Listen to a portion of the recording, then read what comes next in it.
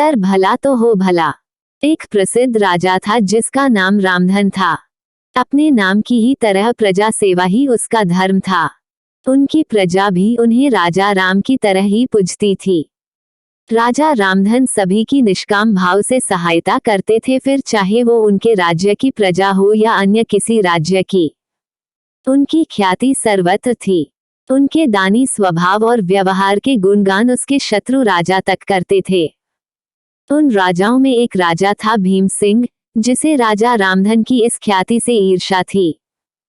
उस ईर्ष्या के कारण उसने राजा रामधन को हराने की एक रणनीति बनाई और कुछ समय बाद रामधन के राज्य पर हमला कर दिया। भीम सिंह ने छल से युद्ध जीत लिया और रामधन को जंगल में जाना पड़ा।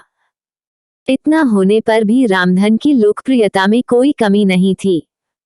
हर जगह उन्हीं की बातें चलती थी, जिससे भीम सिंह को चैन न था। उसने राजा रामधन को मृत्युदंड देने का फैसला किया। उसने ऐलान किया कि जो राजा रामधन को पकड़कर उसके सामने लाएगा वो उसे 100 सोने की दीनार देगा। दूसरी तरफ राजा रामधन जंगलों में भटक रहे थे।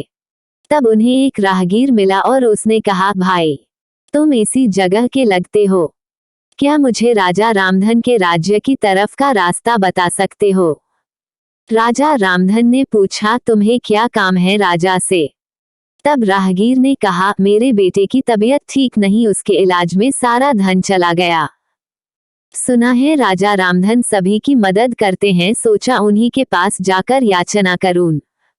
ये सुनकर राजा रामधन राहगीर को अपने साथ लेकर भीम सिंह के पास पहुंचे। उन्हें देख दरबार में सभी अचंभित थे। राजा रामधन ने कहा, हे राजन, आपने मुझे खोजने वाले को 100 दीनार देने का वादा किया था।